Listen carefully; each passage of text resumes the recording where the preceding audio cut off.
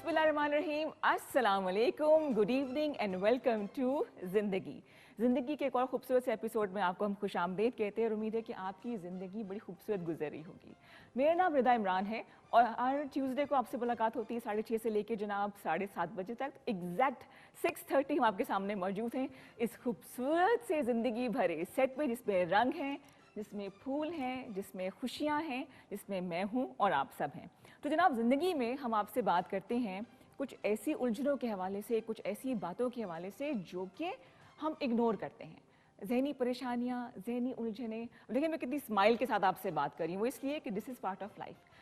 एक गुलदस्ते का नाम ज़िंदगी है, जिसमें खुशियाँ भी हैं, जिसमें गम भी हैं, जिसमें परेशानियाँ भी हैं, और इन तमाम बातों का निचोड़ जो है इसको हम ज़िंदगी कहते हैं। इसीलिए हमने आपके लिए प्रोग्राम तरतीब दिया है। अच्छा, आज जो मेरे को होस्ट हैं वो अभी तक आए ही नहीं है। हालांकि मैंने सुना डॉक्टर्स बड़े जो है ना वो बड़े वक्त के पाबंद होते हैं, लेकिन हमने उनको पाबंद करके बिठाया हुआ है।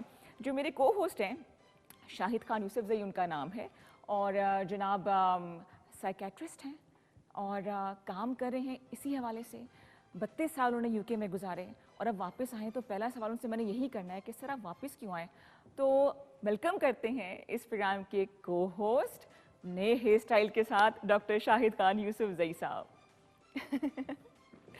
अस्सलाम वालेकुम जी, कैसे हैं? थैंक यू जी, तशरीफ रखिए जनाब। Thank you. मैं हमेशा आपका मुनफरिद तारुफ कराया करूँगी। थैंक यू, बड़ी मेहरबानी। बिकॉज इसलिए आई थिंक इनकरेजिंग होता है, आपकी तारीफ की जाए, अच्छी लगे। मर्द हज़रात को तारीफ अच्छी लगती है?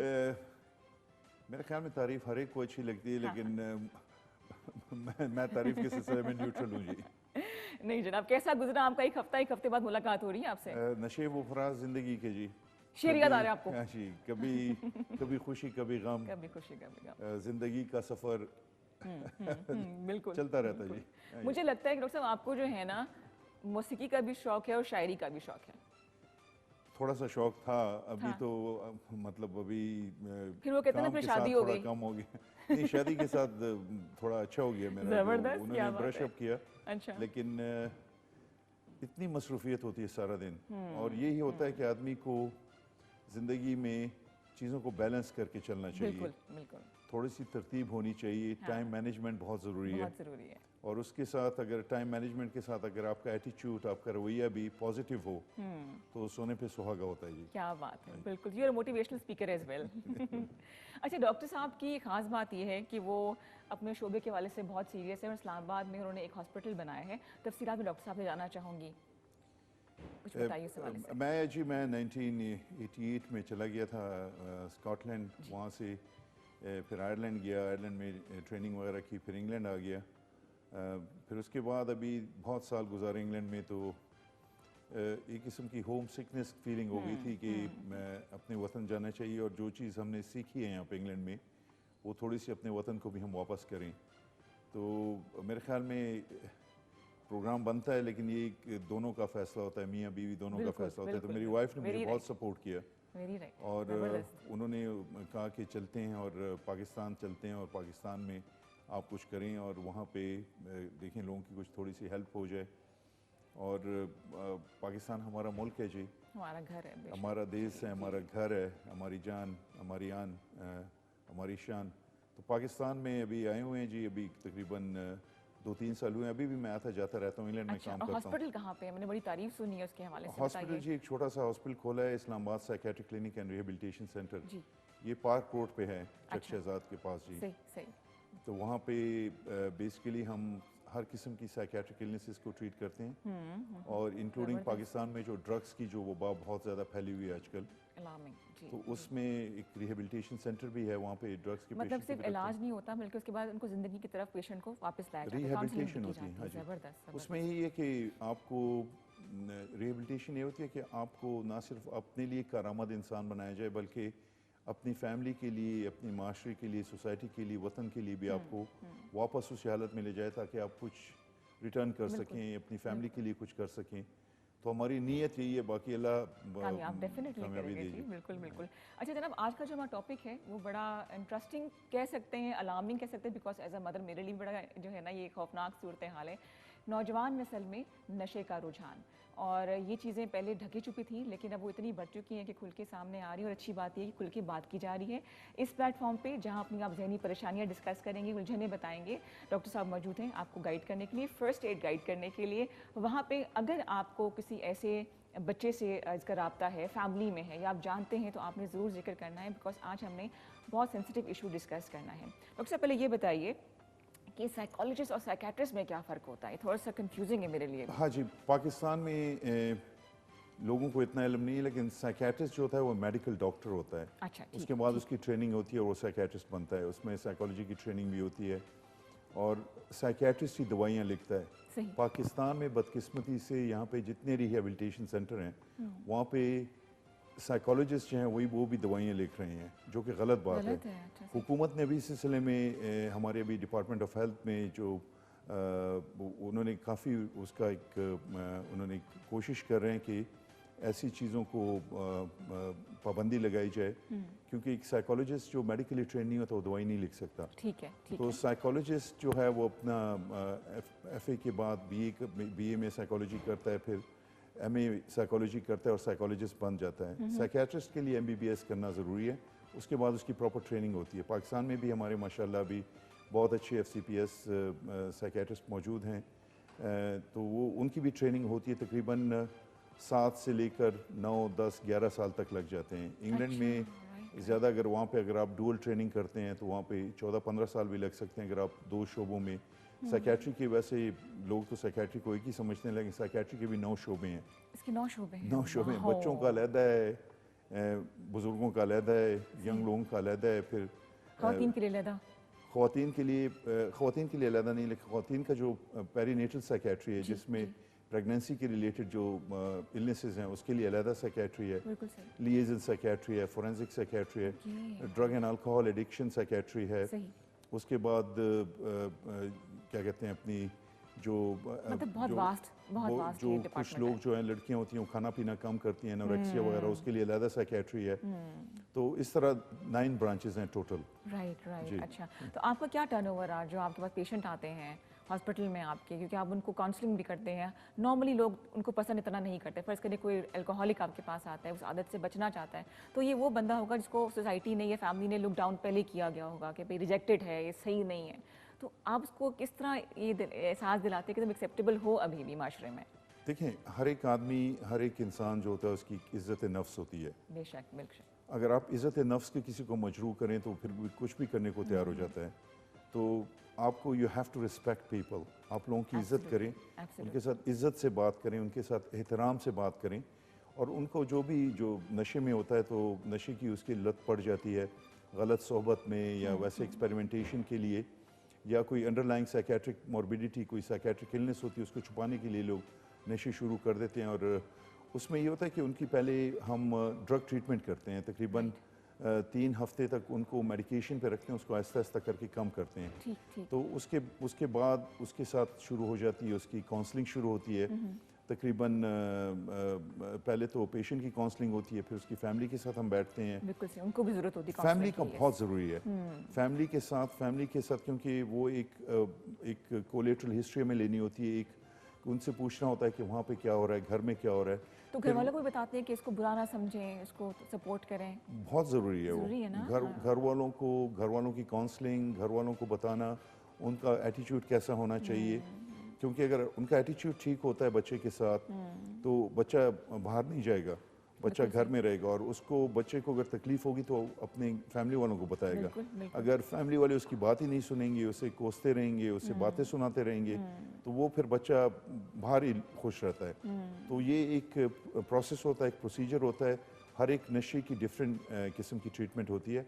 पाकिस्तान में तकरीबन आप जहाँ भी जो रिहेबिलिटेशन सेंटर्स हैं वहाँ पे आप चले जाएं तो हर एक नशे को वो तकरीबन एक ही तरह से ट्रीट करते हैं। अच्छा, इसका वो डिफरेंट कैटेगरीज में आ जाएगा। Different categories. अच्छा। अल्कोहल का बिल्कुल फर्क होगा फिर उसका? अल्कोहल का डिफरेंट है। अच्छा। पाकिस्तान में आइस बहुत ज़्यादा हो गई है, यूनिवर्सिटीज़ में, कॉलेजेस में आइस का डिफरेंट है, हेरोइन का डिफरेंट है, क्योंकि अल्कोहल जो है वो अल्कोहल है, शराब है। तो आइस और हेरोइन जो है ये एक सिंथेटिक ड्रग्स हैं। हेरोइन जो है वो ओपियम वगैरह से, अफीम से बनती है, उसका डिफरेंट है, उसके डिफरेंट साइड इफ़ेक्ट्स होते हैं। जब आप रोकते हो तो आपको डिफरेंट किस्म के साइड इफ़ेक्ट्स आते हैं। ठीक। तो उसमें फिर आप जो मेडिकेशन टेपर ऑफ देते हैं करना पड़ता है ना आहिस्ता आहिस्ता। आहिस्ता आहिस्ता टेपर ऑफ करके, लेकिन taper of with medication, medication को। मेडिकेशन विद काउंसलिंग, और थोड़ा सा क्योंकि हमारे मुल्क में मज़हब इस्लाम है, हम सब मुसलमान हैं, तो थोड़ा सा हम दीन की तरफ भी, वो मुफ्ती साहब का भी निसाब जो है लगी थी मैं आपसे, उनको भी हम मॉनिटर करते हैं, उनको भी बताते हैं कि आपने हुकूकुल्लाह के साथ हुकूकुल इबाद की बातें भी करनी है। बिल्कुल बिल्कुल बिल्कुल। और कोई थोड़ा सा तज़किया नफ्स, हालांकि तज़किया नफ्स बड़ा मुश्किल चीज़ है, लेकिन नफ्स के बारे में बात करें कि उसको किस तरह कंट्रोल करें। आपको कंट्रोल लेना है दोबारा, यू लूज़ योर कंट्रोल नशे में, और उसमें आपको कंट्रोल दोबारा से हासिल करने के लिए मेहनत करनी पड़ती है, और वो मेहनत अगर साइंटिफिक तरीके से हो जाए तो उसका बहुत अच्छा असर पड़ता है जी। बिल्कुल सही। तो क्या कैसी फीलिंग आती है आपको कि जब आपके एक पेशेंट को दोबारा ज़िंदगी की तरफ आता देखते हैं तो? बहुत अच्छी है फीलिंग ना? आती है, लेकिन उसके साथ अगर उसकी फैमिली भी हो, क्योंकि फैमिली और उसके साथ गाइडेंस उसको फैमिली की करनी पड़ती है कि इसको दोबारा वो रिवॉल्विंग डोर सिंड्रोम अंग्रेजी में कहते हैं कि दरवाजे से निकलता है, थोड़ी देर के लिए वो नशे नहीं करता, फिर महीने बाद दोबारा उस तरफ चला जाता है। बिल्कुल तो उसको रोकने के लिए फैमिली काउंसलिंग बड़ी ज़रूरी होती है, सही और उसके साथ फिर रेगुलर उसका फॉलो अप करना पड़ता है हमें। सही। उसको रेगुलरली देखना पड़ता है कि कहाँ जा रहा है, उसकी एजुकेशन कहाँ पे उसने रोकी है, कैसे उसको आगे बढ़ाए, उसके बारे में गाइडेंस, वो फैमिली के साथ बैठ के कि आगे उसने क्या करना है, क्या नहीं करना, उसको उसकी ज़िंदगी में क्या मसाइल थे। कभी कभार आदमी गलत सोहबत में पड़ जाता है, तो सोहबत को ख़त्म करने के लिए वो थोड़ा मुश्किल काम होता है कि आपको बिल्कुल ही उसकी वो एक गलत सोहबत से उसको कैसे उठा के आपने ठीक करना है। तो उसकी अपनी, उसको हम स्ट्रॉन्ग बनाते हैं, पेशेंट को स्ट्रॉन्ग बनाते हैं कि आपने कैसे अपने, अभी देखें अपनी उम्र देखें, उसके साथ रिस्पॉन्सिबिलिटीज़, तो वो बाकायदा उसको रिलैक्सेशन टेक्निक्स, ब्रीदिंग एक्सरसाइजेस बताते हैं कि अपने आप को किस तरह रिलैक्स रखे, थोड़ा सा एरोबिक एक्टिविटी, थोड़ा सा एक्सरसाइज वगैरह में इन्वॉल्व हो। मतलब सिर्फ दवाइयाँ नहीं है, बाकायदा पूरा एक लाइफस्टाइल बताते हैं पूरा आप। पैकेज होता है जी। Right right. अच्छा, तो अगर आपसे रब्ता करना हो तो आप इसी क्लिनिक में मौजूद होते हैं, इसी हॉस्पिटल में Islamabad psychiatric clinic and rehabilitation centre में जी। हाँ जी, ठीक है। तो एड्रेस फिर से बता दीजिए मुझे, क्या पता मैं आपसे मिलने के लिए वहीं पर आऊँ। हाउस नंबर 10 है जी, मेन पार्क रोड। ठीक ठीक, बिल्कुल सही। उधर है जी। और अगर हम किसी के, हम ये नहीं कि हम बाकायदा इसकी, हम यूनिवर्सिटीज़ में जाते हैं, हम कैंप्स लगाते हैं, हम अवेयरनेस देते हैं लोगों को कि क्या आपको किस तरह वो करना है, किस तरह छोड़ना है, इसकी तरफ क्यों नहीं जाई, क्योंकि एक दफ़ा आप नशे की लत आपको पड़ जाए तो आपकी बिल्कुल ज़िंदगी, बिल्कुल आप बेबस हो जाते हैं। बिल्कुल सही। अच्छा, वो पहला कदम क्या है? क्या सेल्फ रियलाइजेशन वो पहला स्टेप है कि हम, मैं समझूँ कि अगर मैंने आदत छोड़नी है, सबसे पहले खुद को ये एहसास दिलाना है कि हाँ, ये गलत रास्ता है, मुझे वापस आना है सही रास्ते पे। This is the first step. First, I think the first most important thing is आपको फैमिली की सपोर्ट की ज़रूरत होती है। ठीक है। तो उनको आपके साथ तरीके से बात करनी है, और आपकी बात को समझ के आपकी हेल्प करनी चाहिए, ना ये कि आपको डिफरेंट नामों से पुकारें या आपको बिल्कुल ही फैमिली से बाहर निकाल दें, और black sheep of the family वो बिल्कुल हटा के फिर आप ह्यूमिलेट कर देते हैं। ह्यूमिलेट करते हैं, तो वो बड़ी, वो यंग लोग जो होते हैं बड़े मजीद अधिक गलत रास्ते पे चले जाते हैं। और सब एक कॉल आ रही है, and I am really happy कि लोग हमें रिस्पांस दे रहे हैं जी। लेट्स सी हमारे साथ कौन है जी। अस्सलाम वालेकुम। अस्सलाम वालेकुम। वालेकुम सलाम जी, वेलकम टू जिंदगी। कौन बात कर रहे हैं, कहाँ से? मैं जी बात कर रहा हूँ। हेलो, आवाज कम करवाएं ना। आप, इनकी आवाज मुझे सही नहीं आ रही, फिर से बोलिएगा। मैं कोयटा से बोल रहा हूँ जी भाई, क्या सवाल करेंगे डॉक्टर शाहिद से? डॉक्टर साहब से ये सवाल कि हम, हमारे भाई है।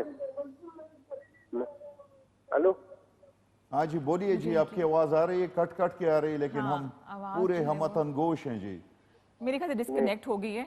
हम दोबारा कोशिश करेंगे, हमारे जो कोयटा से भाई कॉल करे थे वो दोबारा हमें कॉल करें, बात हम करें कुछ नशे के हवाले से।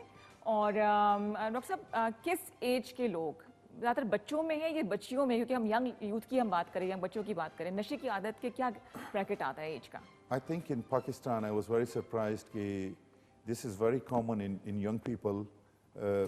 College going people are more suffering with this. Late teens जो हैं वो ज़्यादातर सफ़र कर रहे हैं, और लड़कियों का भी है, इस्लामाबाद में तो है, लेकिन लोग जो हैं वो कालीन को ऊपर करके उसके नीचे डाल लेते हैं, बताते नहीं हैं। तो ये जितनी जल्दी इसके लिए आप हेल्प लें, उतनी जल्दी उसके फ़ायदे होते हैं, उतनी ज़्यादा उसके फ़ायदे होते हैं।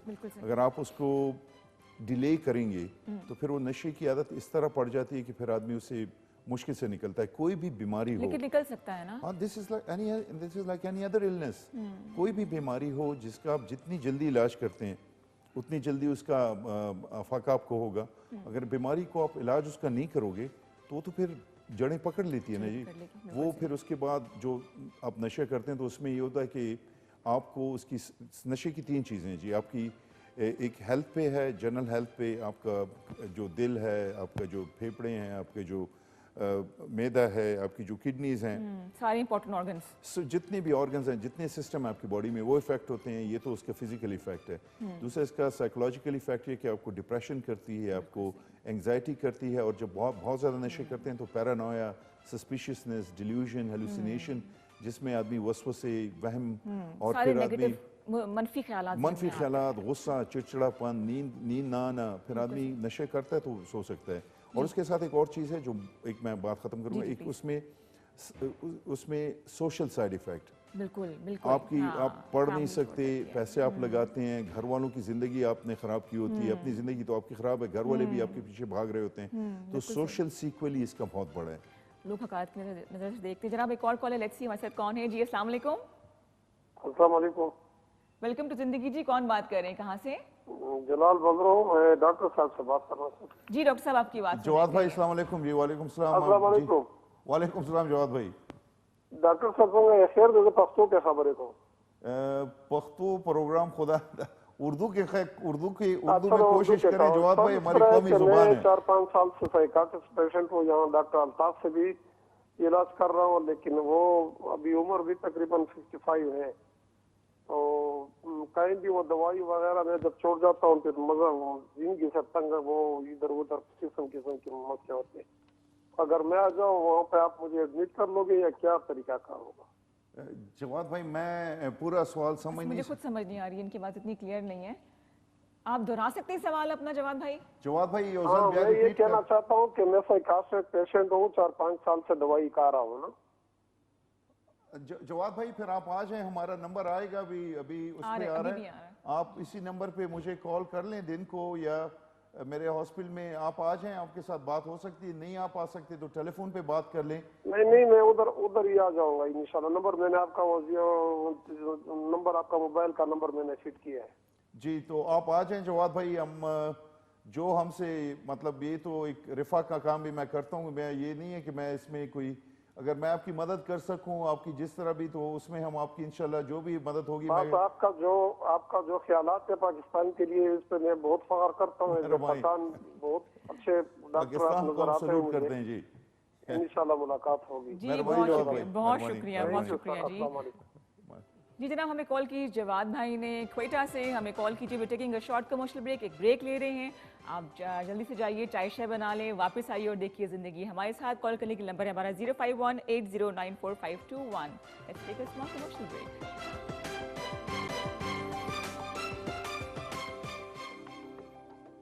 Welcome back to Zindagi. और ब्रेक के दौरान मैं और डॉक्टर साहब ये सोच रहे थे कि हम कुछ सीरियस हो गए। डॉक्टर साहब, आपका इफेक्ट आ रहा है मेरे ऊपर और आप हंस रहे हैं। ऐसे ही है जी, सॉरी। लेकिन डॉक्टर साहब ने कहा कि सीरियस नहीं होना है, ज़िंदगी है, हंसते मुस्कुराते हमने गुजारनी है। अच्छा, वक्त की एक डॉक्टर साहब खास बात ये है कि चाहे अच्छा हो या बुरा हो, वो गुजर जाता है। लेकिन वक्त के साथ रिदा एक बात बहुत ज़रूरी है जो मैं कहना चाहूँगा कि टाइम मैनेजमेंट। देखें 24 घंटे हैं, काश 30 घंटे होते, 26 ही होते काफ़ी थे। उस 24 घंटे को आपने मैनेज करना है। उसमें कितनी नींद का आपने करनी है, कितना टाइम आपने स्क्रीन को देना है, कितना टाइम आपने बच्चों को देना है, अपनी बीवी को देना है, अपने और प्यारों को देना है, खुद को देना है। खुद के लिए आप ठीक है घंटा 2 घंटे रख लें, लेकिन टाइम मैनेजमेंट बहुत ज़रूरी है। सही। देखें, खुशी और गम तो ज़िंदगी में आते रहते हैं, वो that is beyond your control, वो हर एक की ज़िंदगी में आते हैं। लेकिन उसके साथ अगर आप थोड़ा सा एक आपका पॉजिटिव एटीट्यूड हो और थोड़ा सा आप टाइम को मैनेज करें, वक्त पे उठें। डॉक्टर साहब, कहना बड़ा आसान है, करना बड़ा मुश्किल है। नहीं, अच्छा, एक कॉल ले लें आपकी बात, फिर हम बातें करते हैं तो फिर नॉन स्टॉप कर रहे होते हैं। लेट्स सी हमारे साथ कौन है। अस्सलाम वालेकुम। वालेकुम सलाम जी, वेलकम टू जिंदगी। कौन बात कर रही है, कहाँ से? जी, मैं सायरा बात कर रही हूँ जेलम से। सायरा, जेलम से। जनाब क्या कहेंगी? मैं डॉक्टर साहब से बात करना चाहती हूँ अपने भाई के मुतालिक। जरूर सारा बहन अस्सलाम वालेकुम, क्या हाल है आपका जी? वालेकुम सलाम जी, अल्हम्दुलिल्लाह ठीक। डॉक्टर साहब, मेरे भाई जो है ना तकरीबन 5-6 साल से आइस और हीरोइन और कोकेन इसका ड्रग्स ले रहे थे। तो हम लोगों ने उनका लास्ट ईयर करवाया है मीरपुर से इलाज, लेकिन उन लोगों ने तकरीबन 2 माह भाई को रखा है उधर, 1.5-2 माह। और उसके बाद भाई बिल्कुल ऐसे जैसे ज़ूम्बी टाइप बन गया बिल्कुल। पहले वो इतना अच्छा हंसा ठीक ठाक था, काफी जगह से हम लोगों ने सीएमएच से भी उसका साइकियाट्रिस्ट से इलाज करवाया, लेकिन वो बिल्कुल सेट नहीं हो रहा था। उससे जैसे जिंदगी से बिल्कुल हट ही गया है। उससे ना वो उस तरह जिंदगी में हो सकता है जैसे नॉर्मल लाइफ गुजारते हैं उस तरह वो बिल्कुल नहीं गुजार पा रहा। बिल्कुल जैसे एक सुमन हो जाता है बंदा, उसे समझ ही नहीं आती मैं क्या करूँ ना, वो उसमें खुद एतमादी रही नहीं है। ठीक है सारा बहन, मैं समझ गया। और यही मेरे कहने का, शुरू में जब हमने वो इंट्रोडक्शन कर रहे थे, ये मेरे कहने का मतलब था कि मैं सुन रही हूँ, मैं जब से आपका प्रोग्राम लगा सुन रही हूँ, इसीलिए मैंने नंबर लिया। मैंने क्योंकि मैं चाहती हूँ कि आपके क्लिनिक का पता चल जाए तो भाई आपके पास खुद आ जाए। वो नंबर बता नहीं, देते वो हैं फिर से, नंबर आपका हमारा contact number स्क्रीन जी। पे चलेगा, मुझे तो नहीं, लेकिन वो स्क्रीन पे भी आएगा तो आप नोट कर लें। लेकिन सारा बहन, एक बात बहुत ज़रूरी है, जी देखें जी उसकी, जब आदमी नशा करता है, और ये इसे हम कहते हैं फुल हाउस, यानी वो जी क्रैक भी ले रहा था, वो उसने आइस भी इस्तेमाल की और हेरोइन भी और साथ कोकेन भी, तो काफ़ी सारी जी चीज़ें। जी तो ये सब चीज़ें आपके दिमाग के अंदर केमिकल्स हैं।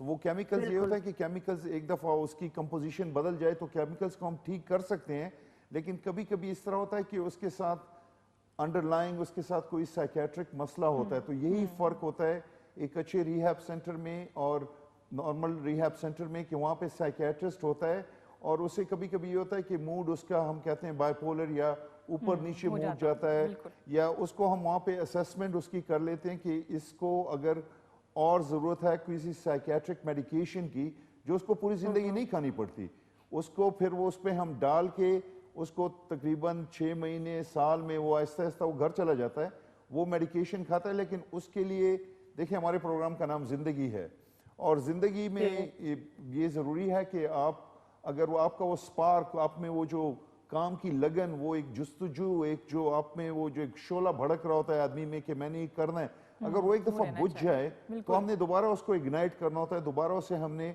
चलाना होता है। उसके लिए कोशिश करनी पड़ती है, और ये कोशिश आसान नहीं होती।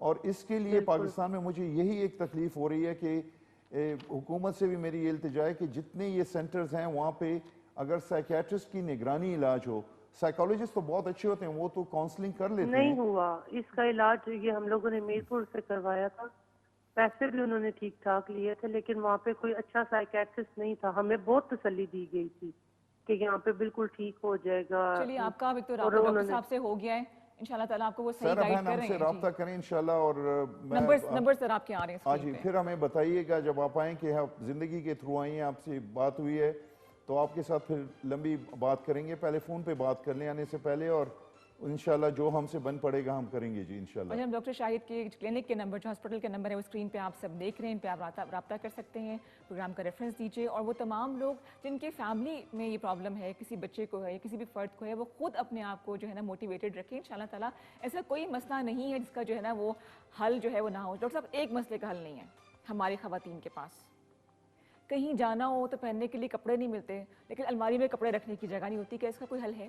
ये बहुत है बड़ा, ना? ये जो है इसके बारे में अभी रिसर्च जारी है जी। सर रहने दें रिसर्च। नहीं, ये रिसर्च नहीं जो है होगा। ये अभी जारी रहेगी, और इस बारे में अभी काम हो रहा है, लेकिन ये अभी अच्छा, एक और मैं जनरली एक बात बताता हूँ कि पाकिस्तान में लोग हमेशा ये समझते हैं कि नशा ड्रग्स का होता है। हाँ हाँ, नशा देखिए, नशा जुए का भी हो सकता है, ठीक है, जुए की भी आदमी को लित पड़ती है, उसका सही। भी इलाज है। सही। तो इंग्लैंड में हमारे जो एडिक्शन सेंटर होता है, जहाँ पे हम नशे के, वहाँ पे जुए का भी इलाज होता है।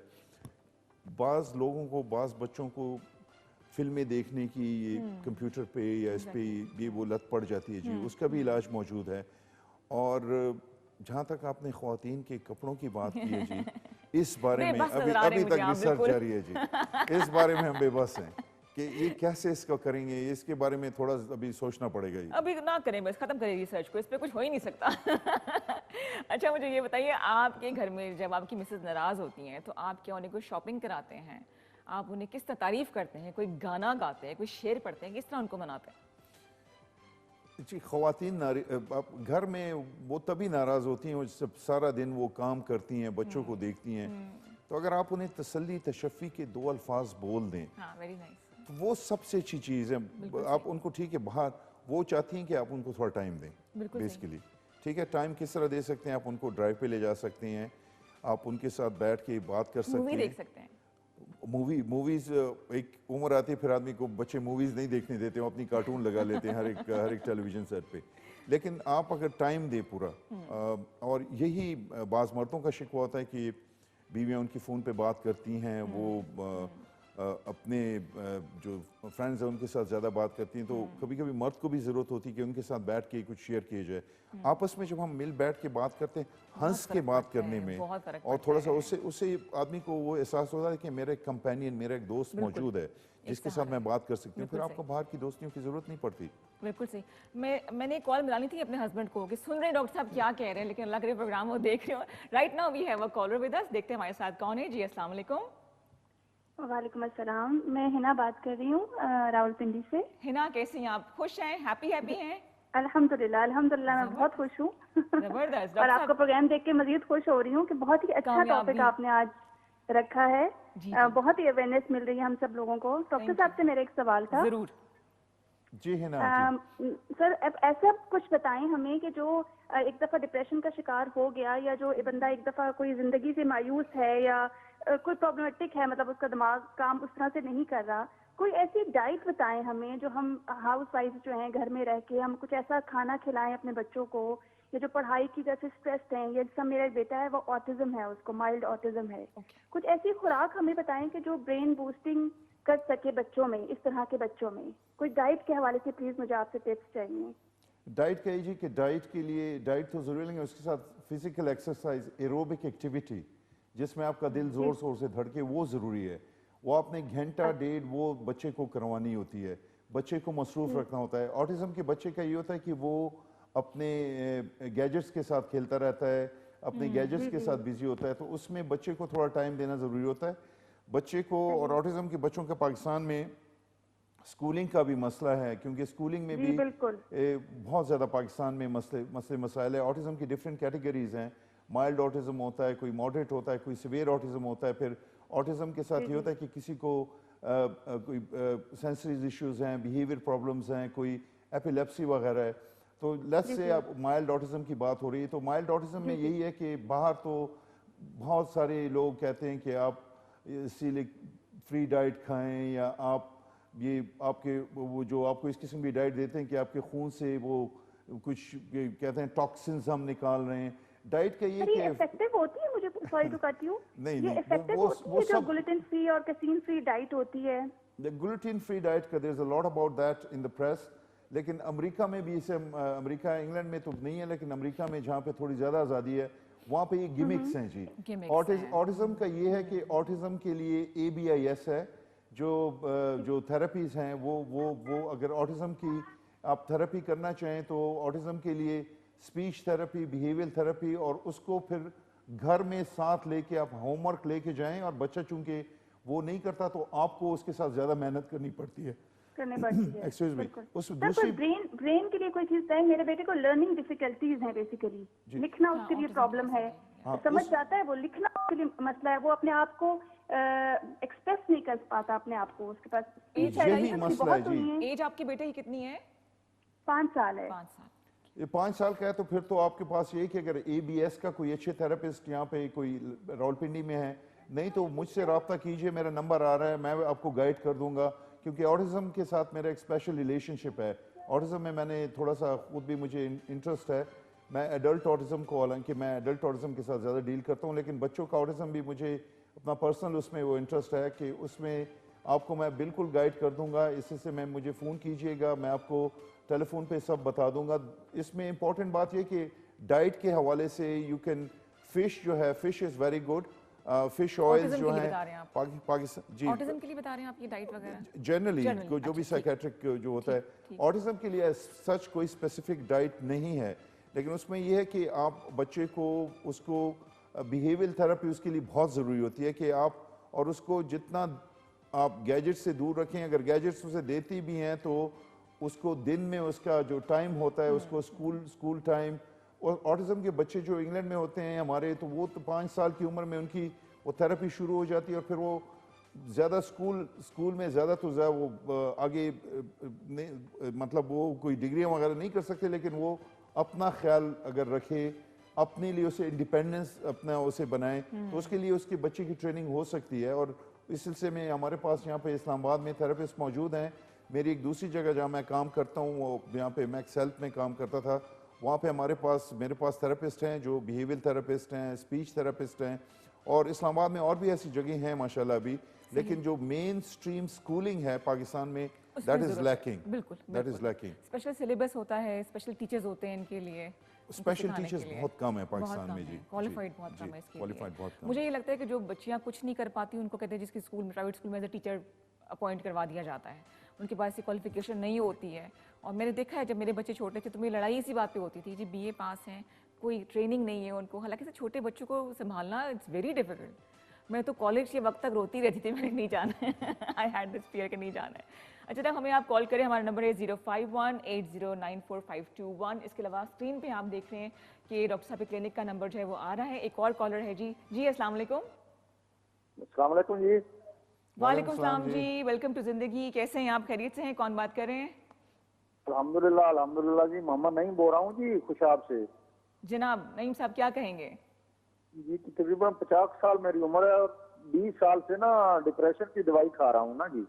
20 साल से जी, ठीक है ठीक है। जी। नईम भाई मैं सुन रहा हूँ, नईम भाई सबको जी, सलाम खैरियत खुशाब साहब। में। हाँ जी, खरीद है डॉक्टर साहब। मेहरबानी सर, बोलिए, मैं सुन रहा हूँ जी।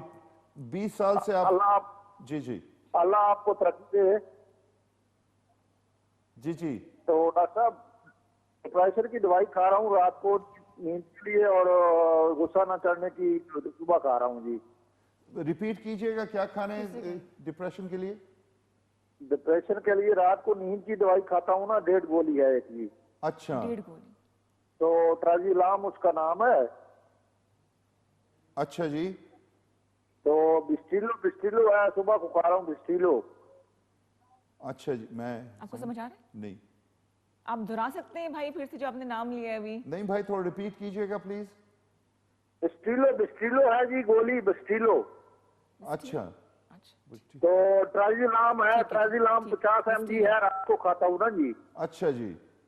तो 1.5 गोली खाता हूँ, तो 20 साल से खा रहा हूँ, लेकिन वो अब 20 साल से लगातार खा रहा हूँ। डॉक्टर कहते हैं छोड़नी नहीं है इसको।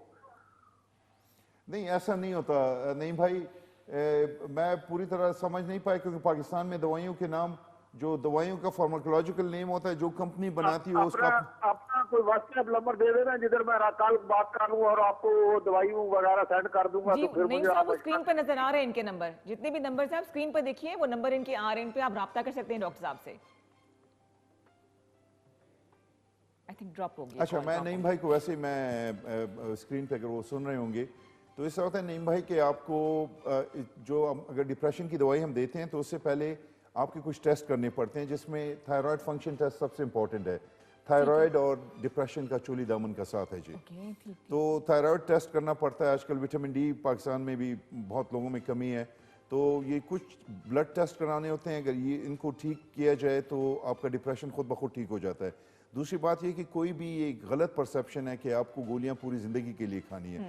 कुछ गोलियां हैं जो पुराने एंटी डिप्रेसेंट हैं, उसके ज़्यादा नुकसान आपके लिवर पे, जिगर पे, किडनीज पे, गुर्दों पे और हार्ट पे, दिल पे ज़्यादा होते हैं। तो वो पुरानी दवाइयाँ उसको ट्राइसाइक्लिक कहते हैं। वो एंटी डिप्रेसेंट हम बाहर प्रिस्क्राइब अभी नहीं करते। आजकल नई एंटी डिप्रेसेंट आई हुई हैं, बहुत अच्छी हैं। वो आप दिन को लेते हैं, आपको ड्राउजी फील नहीं होता, आपको गुनूदगी नहीं आती, नींद नहीं आती, अपना काम कर सकते हैं जी, गाड़ी चला सकते हैं, मज़े में अपना काम करें। और वो दिन को सिर्फ एक नाश्ते के बाद एक गोली ले लें, लेकिन वो उसको फिर हम तकरीबन 3 महीने बाद 6 महीने बाद रिव्यू करते हैं। तो ये कि आपको गोली दे के आप 6 साल से वो गोली खाए जा रहे हैं, I think that's is wrong. मतलब गोली ही दी जाती है पेशेंट को यहाँ पे। ये अच्छा डॉक्टर साहब, आपने एक बड़ी इंटरेस्टिंग बात बोली कि विटामिन डी की कमी से भी होता है, तो क्या वन ऑफ द रीजन के, अच्छा पहले एक कॉल ले लेते हैं ताकि मैक्सिमम कॉलर्स हमारे साथ जो है पार्टिसिपेट कर सके। जी अस्सलाम वालेकुम।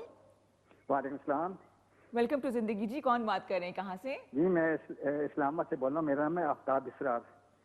आफ्ताब भाई जी जी, कैसे हैं आप? ठीक है सर, ये मेरे घर से कॉल आई है, मेरी शिकायत ना डॉक्टर, लगाइएगा मैं बस। डॉक्टर से मैं सर, बात फादर। करना चाहता हूँ। जी जी जी जी डॉक्टर साहब, ये एक ऐसा मसला डिस्कस करना चाह रहा हूँ जो मेरे घर में भी है और मेरे ख्याल है बाकी जितनी अर्बन सिटीज है उनमें तो है, और बहुत मुमकिन है कि ये आपके घर में भी हो। जी। वो जो है, जो बच्चे जो है ना मोबाइल यूज करते हैं कॉन्टिन्यूसली, मतलब उन्हें रोका भी जाता है। अब मेरे घर में 20 साल से लेकर और तकरीबन कोई 3-4 साल का बच्चा है, हर बंदा कॉन्टिन्यूसली वो टैब पे मोबाइल पे लगे रहते हैं, जिसके वजह से मुझे लग रहा है कि एक वक्त आएगा कि ये पाकिस्तान की जो फैमिली है ना, ये ब्रोक हो जाएगी ना, एक दूसरे ताल्लुकात खत्म हो जाएंगे एक दूसरे के साथ। तो आप शायद आपके घर में भी ये मसला हो, तो इसका हल क्या आप बता सकते हैं? इसका सर मैं तो खुद परेशान हूँ जी। मैं ये हर जगह ये चीज़ बहुत कॉमन है। मैं जब आया हूँ सर, मैंने एक बात नोट की, पाकिस्तान में हम जब स्कूल कॉलेज में थे तो हम स्पोर्ट्स होती थी, हम बास्केटबॉल खेलते थे थोड़ी सी, या एवरेज क्रिकेट खेलते थे, शाम को दोस्तों के साथ बाहर खेल रहे होते थे। अभी वो स्पोर्ट्स का वो सीन ख़त्म हो गया खत्म हो बिल्कुल। गया। जी जी। तो हमें चाहिए कि ये जनरली मैं सबको ये कहता हूँ कि बच्चों को आउटडोर एक्टिविटीज़ या कि यहाँ पे हम सब बिजी हैं, मैं अब ये भाषण दे रहा हूँ, लेक्चर दे रहा हूँ आपको यहाँ पे, लेकिन खुद मैं कर रहा हूँ घर में कि नहीं, ये एक बात है, मेरी वाइफ सुन रही होगी, वो मुस्कुरा रही होगी कि ये जो टेलीफोन का जो ये टंटा शुरू हुआ है, ये जो आपका सेल फोन्स पे, या तो उससे ये अच्छा होता है कि आप बच्चों को पर्सनली इंगेज करें, उनके साथ घूमें, भागें, दौड़ें, उनको गाड़ी में उठा के ले जाएं, कहीं वॉक के लिए ले जाएं उनको। अगर आप उनको शाम को इतना थका देंगे, 1-2 घंटे उनको भगाएंगे तो आगे सो जाएंगे। लेकिन वो बच्चे जब बड़े होते हैं अभी, वो फिर अपने कमरे में बैठे हुए, स्क्रीन टाइम है, स्क्रीन टाइम आपको मॉनिटर करना चाहिए। स्क्रीन टाइम हम कभी भी नहीं कहते कि अगर किसी का स्क्रीन टाइम 1 to 2 आवर्स से ज़्यादा है तो दैट्स डेफिनेटली पैथोलॉजिकल। वो फिर ये कि वो तो अपनी ज़िंदगी में जो टाइम मैनेजमेंट की मैं बात कर रहा हूँ, तो बिल्कुल बात हवा में उड़ जाती है, क्योंकि आपका स्क्रीन टाइम कम होना चाहिए। दूसरा ये कि जो वाइट लाइट होती है, हमारे दिमाग में एक छोटी सी चीज़ है जिसे हम कहते हैं एक वो पिनियल ग्लैंड, जो आपको रोशनी के तहत, देखें आप चिड़िया होती है, उस रोशनी होती है, उड़ जाती है। तो इंसान के दिमाग में भी एक चीज़ है जो आप जब रोशनी में मुड़ते हैं, अंधेरा होता है, सो जाते हैं। तो अगर आप मुसलसल अपने दिमाग को वो वाइट लाइट वो दिखाते हैं, हर वक्त वो देख रहे हैं, तो उससे आपकी नींद पे बहुत ज़्यादा फ़र्क पड़ता है। आपकी नींद अगर आपको आती भी है तो आपकी डिस्टर्ब स्लीप होती है, बिल्कुल सही, जहन जागता रहता है, जहन पीछे जिस तरह कंप्यूटर ड्राइव पीछे लगा रहता है जी। एक तो मेरे घर से कॉल आई है तो मैं खुद गिल्टी फील कर रही हूँ, इनडायरेक्टली मैं भी इसकी जिम्मेदार हूँ, तो थोड़ी नहीं, आप इसमें कोई जिम्मेदार, इसमें जिम्मेदार हमारा माशरा है, हमारा सिस्टम है। जो स्पोर्ट्स की जो वो थी, स्पोर्ट्स कम हो गई हैं, लोग बच्चों को बाहर भेजने से डरते हैं। वो ग्राउंड्स होती थी, हम खेलते थे। यहाँ पे आपकी बात फिर काट रही हूँ मैं, क्या करूँ? देखिए ना, हमें छोटा सा ब्रेक लेना है, हमारे साथ रहिए, आप देख रहे हैं जिंदगी, स्टे हैप्पी। पकड़ी गई ना, मैंने फोन इसलिए उठाया था कि इसको बंद कर दूँ। मैंने आपसे क्या कहा था कि ये आदत मुझे भी है, लेकिन क्या करूँ, मैं फोन बंद करी थी, यकीन करें। ये मनहसूल कौम हमारी आदत बन चुकी है, और इस बारे में हमें कैंपेन चलानी चाहिए जनरली। यानी क्यों? और ये मेरे ख्याल में हुकूमत को ये टेलीफोन जितने भी स्क्रीन वाले बंद करके पुराने वो पत्थर के फोन होते थे, वो अच्छी चीज भी है जी, आपके दिमाग के लिए भी। आपने कभी उस पे वो सांप वाली गेम खेली है, वो जो टक टक टक टक सांप जा रहा होता है? और कभी लूडो खेली है आपने? हमारे जमाने में लूडो कैरम होती थी जी। हमारे जमाने से क्या मतलब है आपका? नहीं, मुझे लगता है मैं प्री हिस्टोरिक डायनासोर के जमाने का हूँ, क्योंकि अभी तो लूडो कैरम वगैरह कोई नहीं खेलता आजकल। तो मेरे ख्याल में लोग पता नहीं क्या खेलते रहते हैं इस पे। बल्कि आप अपने क्लिनिक में आपकी चीजें होती होंगी ना, लूडोज वगैरह? मैं सबसे पहले मैंने लूडो कैरम वगैरह खरीदी थी। बेस्ट पार्ट क्या लगता है आपको लूडो खेलने का? दूसरी बात ये कि आप टेबल टेनिस खेल सकती हैं। नहीं, मैं लूडो खेलूंगी। मैं तो अपने उसमें, मैं जो मेरा जो हॉस्पिटल है वहाँ पे मैंने ये मशीनें जो हैं, जो क्रॉस ट्रेनर होता है या दूसरी एक्सरसाइज की मशीनें, ये भी मैंने डाली हुई। मस्जिद को 2 हिस्सों में डिवाइड किया, एक तरफ ये चीज़ें डाली हुई हैं, दूसरी तरफ प्रॉपर मस्जिद बनाई हुई है। जबरदस्त। लूडो की खास बात क्या लगती है? मैं आपको बताती हूँ क्या लगती है, पहले आप बताइए। 99 पे सांप जब आपको खा ले नीचे आ वो जाए। सांप सीढ़ी है, वो लूडो वो 4 वो गोटियां रखते हैं मुख्तलिफ रंगों वाली। अच्छा नहीं, वो होती है। दूसरी वाली लूडो। हाँ जी। उसमें ये होता है कि मैं कभी जीती हूँ तो अब सारी जिंदगी खेलते रहो, पता नहीं मैं तो खत्म हारते कब में होती है। ऐसे जब बोर्ड फेंकती हूँ ना, वो बेस्ट पार्ट मुझे लगता है कि ना खेडांगे ना खेडन दिया गया वो बेस्ट पार्ट लग रहा होता है। लेकिन देखिए मजे की बात ये है कि इन तमाम गेम्स पे हम लोग फैमिली वाले इकट्ठे हो जाते हैं, 4 हों 6 लोग हों, सपोर्टर साथ बैठे होते हैं, तो एक तरह से एक गैदरिंग सी हो जाती है। इसी बहाने सब मिलके गपशप लगा लेते हैं। अभी भी अगर आप खाने में, अगर खाना लोग अकेले अकेले खाते हैं अपने माइक्रोवेव में गर्म कर, खाने में आप साथ बैठ जाएं, हाँ जी, और उसमें थोड़ी सी गपशप लग जाती है, लेकिन खाने में भी लोग बैठे होते हैं, उन्होंने भी टेलीफोन अपने उठाए होते हैं, टेलीफोन पे खेल रहे होते हैं, तो अब कैसे इसको, तो मेरे ख्याल में घर का जो मुंतज़िम आला जो प्राइम मिनिस्टर होता है वहाँ पे, या जर्नल जो होता है वो उसको कंट्रोल करेंगे। ये चीज़ नहीं होनी चाहिए, खाने में नहीं होनी चाहिए, और स्क्रीन टाइम पे आप थोड़ी पाबंदी लगा अच्छा, आप दें। बिल्कुल सही कह रहे हैं। मेरे घर में शादी से पहले असूल यही था कि खाना सबने इकट्ठे खाना है, नाश्ता सबने इकट्ठे करना है, और अब शायद वो मैं इसको अप्लाई अपनी फैमिली पे नहीं कर सकी, तो रूटीन ऐसी है, खुद में खुद मेरी अपनी भी सुस्ती है, मैं ये समझती क्या हूँ। वजह उसकी क्या थी, आप क्यों नहीं कर सकती? वो इसलिए कि मेरी अपनी सुस्ती से समझ लीजिए, प्लस हमारे मेरे बच्चों की टाइमिंग्स फ़र्क हैं, तो अगर रात का खाना इकट्ठे खाते हैं, प्लस मेरे हस्बैंड एक और शहर में होते हैं, तो वो हम लोग वीकेंड्स पे इकट्ठे खाते हैं, वो भी रात में नॉर्मली ना, तो इनको भागदौड़ में लगे रहते हैं, पिक एंड ड्रॉप, एक ने 4 बजे आना है, एक ने 4:30 आना है, तो रात का खाना हम इकट्ठे खाते हैं अब। लेकिन ये बहुत ज़रूरी है, बरकत इसीलिए कहते हैं कि होती है। बरकत भी है, और दूसरे ये कि इसी को टाइम मैनेजमेंट कहते हैं कि आप अपनी टाइम में जितना आप साथ रह लें, देखें अगर आप साथ रह लें भाई बहन के साथ, भाई भाई के साथ, और अम्मी बच्चों के साथ, जितना ज़्यादा टाइम लगाएगी उसके इतनी पॉजिटिव रिजल्ट्स आएंगे। बिल्कुल, बिल्कुल और ये जो नफसा नफसी हो गई है, तो अब मुझे तो घुटन सी होती है, क्योंकि थोड़ा सा दूसरी ये कि वीकेंड होता है, हाँ जी, ठीक हाँ है, जी। वीकेंड पे ज़्यादातर लोग 2 छुट्टियां हैं, तो उसमें आदमी कोशिश कर ले कि एक दिन साथ निकलें, कोई पिकनिक मनाएं, कोई साथ जाएं, स्पेंड कर लें टाइम। एक कॉलर और ले लें, ले लें। फिर लेट्स सी हमारे साथ कौन है। अस्सलाम वालेकुम। वालेकुम सलाम, मैं नुज़रत बोल रही हूँ लाहौर से। अस्सलाम वालेकुम जी नुज़रत, कैसी हैं, खैरियत से हैं? मुझे जी अल्हम्दुलिल्लाह, मुझे आपका प्रोग्राम बहुत पसंद है, डॉक्टर साहब की बातें बहुत अच्छी हैं और समझ आ रही हैं। और मेरा आपने कोई जिक्र ही नहीं किया नुज़रत। सॉरी, बहुत अच्छी लगती हैं माशाल्लाह, जिंदगी फील होती है जब आपको देखते हैं। Thank you so much. माशाल्लाह से। नुज़रत सर्दी हो गई है लाहौर में, या लाहौर में भी ऐसे ही है? जी हल्की सी हो गई है वैसे उनकी तो पहने वो जरा मोटे कपड़े पहनने शुरू कर दिए हमने।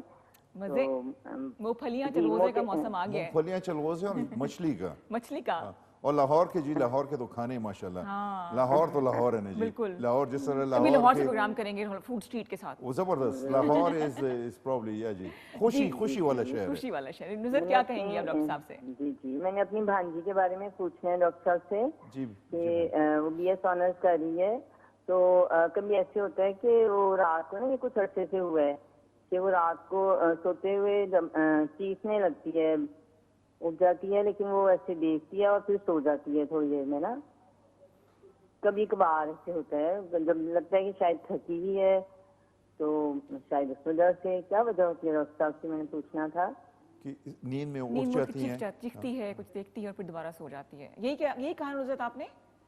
जी जी, वो BS ऑनर्स कर रही है, तकरीबन 20 इयर्स है उसकी एज, तो चीखने लगती है नींद में ना। अच्छा जी, फिर खामोश हो जाती है, तो उसको दिलासा वगैरह देते हैं, फिर सो जाती है।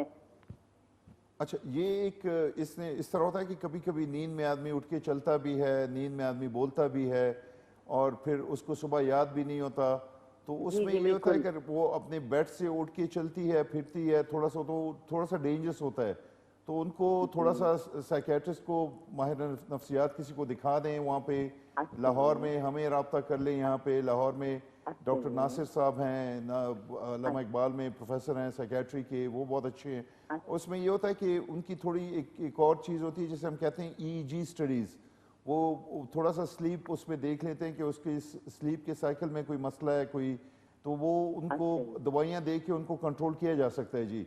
लेकिन अगर वो चीखती हैं, डरती हैं, और ये क्या कहते हैं रूटीन की बुनियाद पे हो रहा है, तो then we have to seek some psychological, some psychiatric help. अच्छा जी, ठीक है, परेशानी की कोई बात नहीं है ऐसी। नहीं नहीं, इसमें परेशानी की कितनी बात नहीं, क्योंकि बच्चों में ये होता है। बच्चों में एक नाइट मेयर्स है और एक नाइट टेरर्स हैं।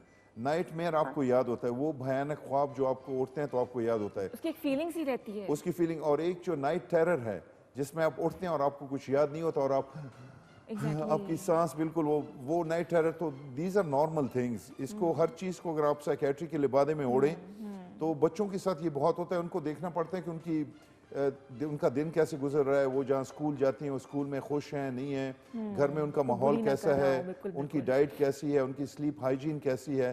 तो एक किसी मिलने को वो उनको एक प्रॉपर साइकेट्रिक हिस्ट्री लेके उनको देख सकता है, और अगर उसमें कोई आगे फर्दर उसकी ज़रूरत होती है उसकी थेरेपी भी है। अच्छा, जो लोग नींद में बोलते हैं वो भी कोई बीमारी है?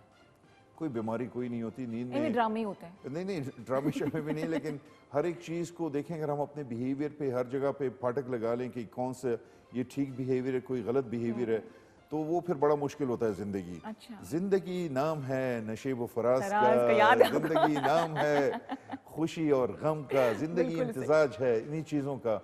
और जिंदगी में घर में भी आदमी के झमेले झगड़े बहुत। लेकिन अच्छा, मेरे जो हस्बैंड डॉक्टर साहब इज बैंकर ना, तो वो तो टारगेट ही अचीव कर रहे होते नींद में। मैंने बड़ी कोशिश की उनसे राज उगलवा लूं, लेकिन इतने पक्के नींद में भी नहीं बताते वो, मुझे बातें ऐसे। अच्छा, अभी जो डॉक्टर साहब ने बोला ना जिंदगी नाम है नशीब फराज का, कितने 11 टेक्स लिए थे उन्होंने। आपने जो इतने कॉन्फिडेंस से बोल रहे ना, ये सही प्रोफेशनल हो गए। लेकिन इस पर कितना टाइम लिया था आपने? नहीं, उस जब हम प्रोमो बना रहे थे, हाँ जी, मैं शर्मिंदा हो रहा था क्योंकि मुझे जो कैमरामैन साहब थे वो मुझे घुरियां मार रहे थे कि क्या कर रहे हैं। लेकिन यहाँ पे माशाल्लाह, यहाँ पे जिस किस्म का माहौल है आपके स्टूडियो में, आप एक आदमी को जल्दी एक हो जाता है। ऐसे ही है, ऐसे ही। अच्छा, कई दफा ऐसा होता है हर चीज पे साइकियाट्री की मोहर ना लगे, नहीं लगानी चाहिए। हर चीज पे हमने बीमारी की मोहर नहीं लगानी। कुछ हर एक आदमी जो है, हम सब डिफरेंट हैं। आप डिफरेंट हैं, मैं डिफरेंट हूँ, हमारे सामने जो सर खड़े हैं ये डिफरेंट हैं। हम सब डिफरेंट कैरेक्टर्स हैं, हम सबकी अपनी एक आदत हैं, हम सब के अपने एक रवैये हैं।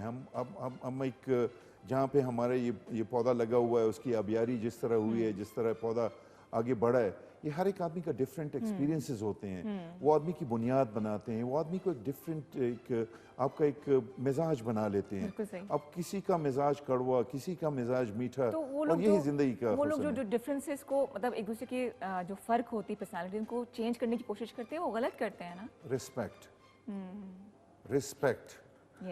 रिस्पेक्ट जो है दूसरों की, आप उनकी राय की कदर करें। जो दूसरा जैसा भी है उसको हम रिस्पेक्ट देते हैं, बिल्कुल सही, तो वो अच्छी चीज़ होती है। दूसरे को समझने की कोशिश करें कि वो क्या बोल रहा है। वो कहते हैं रशीद जूनियर ने शहनाज शेख नु पास दिता, चंगा किता। हर एक आदमी डिफरेंट होता है। अब हर एक आदमी को एक ही उससे करने लगे तो फिर बड़ा मुश्किल हो जाता है, और फिर तो खूबसूरती खत्म हो जाएगी ना, सब लोग जैसे हो जाएंगे। गुलदस्ता है ना जी, डिफरेंट फूल है। मुझे देख ले, मैं मूंछों के साथ आऊं और आपसे मिलना शुरू हो जाऊं तो देखिए ना, गोभी का फूल इधर बैठा हुआ है। और ये जिंदगी में ये चलती रहती हैं छोटी चीजें। और थोड़ी सी जब डिप्रेशन हम कहते हैं तो एक चीज होती है जिसे एक्यूट सिचुएशनल स्ट्रेस कहते हैं। सही। किसी भी आदमी पे मुसीबत आती है तो परेशान तो होता है, वो तो डिप्रेशन नहीं है ना।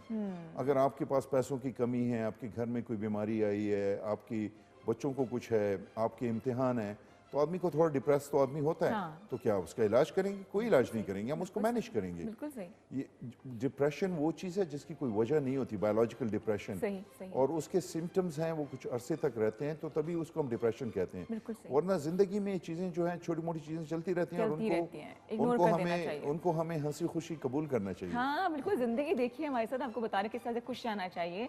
आपको नहीं पता कि हर इंसान के साथ कोई ना कोई कहानी जुड़ी होती है, कुछ ना कुछ होता है, लेकिन मेरे ख्याल से वही लोग कामयाब होते हैं जो कि एक बड़े पॉजिटिव तरीके से जिंदगी को गुजारते हैं। मैंने क्या बात बोली, बाबा बोले, क्या बात है, जबरदस्त। आधा वर्ष। अच्छा डॉक्टर साहब, गॉड फॉरबिड अगर मेरे घर में कोई ऐसा बच्चा हो जो कि इस रास्ते पे जा रहा है, मुझे आइडिया हो गया, तो मेरा बिहेवियर उसके साथ क्या होना चाहिए? नशे की तरफ खुदा न खास्ता जा रहा है, बच्चे के साथ बैठ के बात करनी चाहिए।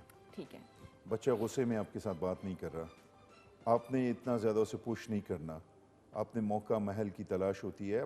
जिस तरह एक इंटेलिजेंट आदमी करता है, जिस तरह एक इंटेलिजेंट इंसान करेगा, आप मौके महल की नज़ाकत से बात करेंगे, उसके साथ कोशिश करेंगे कि भाई इसको हम ज़्यादा हर वक्त लेक्चर तो नहीं दे रहे हैं, इस पर ज़्यादा बेजा सख्ती तो नहीं कर रहे, इसको हर वक्त हम ये तो नहीं कहते कि तुम ये करो, तुम वो करो। उसको अगर आप वो तरीके से भी आप कह सकते हैं, या मतलब एक हर एक आदमी की एक थ्रेशोल्ड होती है, हर एक आदमी का एक लाइन है, अगर उस लाइन को आप ब्रेक बर्दाश्त की करोगे, लाइन है। बर्दाश्त की लाइन है, थ्रेशोल्ड बर्दाश्त की लाइन। मेरी अंग्रेजी को आप तो बर्दाश्त की लाइन जब आप अबूर करोगे तो बच्चे को गुस्सा भी आएगा, बच्चा बागी भी हो जाएगा। लेकिन बच्चे को अगर आप दोस्ती से बात करोगे, उसको समझने की कोशिश करोगे, उसके साथ बैठेंगे, बैठना कम्युनिकेशन, बहुत ये ज़रूरी है। कम्युनिकेशन जो है, ये खिड़की जो है, ये बातचीत की खिड़की है। हर रिलेशनशिप में बहुत जरूरी ये है। हर एक की खुली होनी चाहिए, आपस में बात करनी चाहिए। नवाज शरीफ को इमरान खान के साथ बात करनी चाहिए। डॉक्टर साहब पॉलिटिकल हो जाते हैं। नहीं, वापस आए वापस आए वापस आए। नहीं, मैं ये कह रहा हूँ कि कम्युनिकेशन की जो खिड़की है, बहुत जरूरी है। ये जो खिड़की है, ये खुली होनी चाहिए, हर एक मुझे के साथ ऐसा बात लगता है, करनी मैं शायद चाहिए। इसीलिए खिड़की के सामने बैठी हूँ। मुझे ऐसा लगता है कि अगर राब्ते आपस में कम हो जाएं तो फासले बढ़ जाते हैं, है ना? कुर्बत और फासले आधा बढ़ हाँ जाती जी, है। हाँ क्या जी। कहने मेरे। वो राहत काज़मी और उनका एक ड्रामा था बहुत पुराना, हमारे वक्त कुर्बत और का था। फासले। हाँ, बिल्कुल सही। हाँ जी। तो ये जो फासले बढ़ते हैं, उसकी मेन वजह है कम्युनिकेशन का, लैक ऑफ कम्युनिकेशन है। आप किसी के साथ भी बात करें और उसके व्यू पॉइंट को समझने की कोशिश करें कि वो क्या कह रहा है। शायद उसका व्यू पॉइंट गलत हो, शायद आपको समझने में दुश्वारी हो रही हो, लेकिन आप अगर उसकी बात समझ जाते हैं तो आधा मसला हल हो गया, आधा मसला बल्कि 2/3 मसला हल हो जाता है। लेकिन उसके लिए थोड़ा सा बर्दाश्त का मादा पैदा करना पड़ता है, दूसरे की बात सुनने की आप आदत डालें ठीक, और हर बात पे क्रिटिसाइज न करें लोगों को। बिल्कुल सही। डॉक्टर साहब टाइम चेक करिए जरा, क्या टाइम हो रहा है? I think We have to say Allah yeah, we have to say देखिए जनाब, ज़िंदगी है, हंसी खुशी गुजार लेनी चाहिए, इसलिए टाइम जल्दी से गुजर जाता है और ज़िंदगी तो एक सेकंड में गुजरती है। ऐसा ना हो कि कोई रिग्रेट आपके दिल में रहे कि जनाब कोई फैसला नहीं हो सका, आप मुस्कुरा नहीं सके। डॉक्टर साहब बहुत शुक्रिया, आपका अपना प्रोग्राम है, बट स्टिल बहुत शुक्रिया। हेयर स्टाइल आपने ऐसे ही रखना है और ऐसे ऐसे मुस्कुराते रहना है। अच्छा ठीक है जी, ऐसे ही करेंगे। तो जनाब आपसे इंशाल्लाह अगले हफ्ते फिर मुलाकात होगी। आपकी कॉल्स का बहुत बहुत शुक्रिया। खुश रहिए और खुशियाँ बांटिए, दुआओं में हम सबको याद रखिएगा। अगले हफ्ते फिर मिलेंगे, तब तक के लिए अल्लाह हाफिज़। अस्सलाम वालेकुम।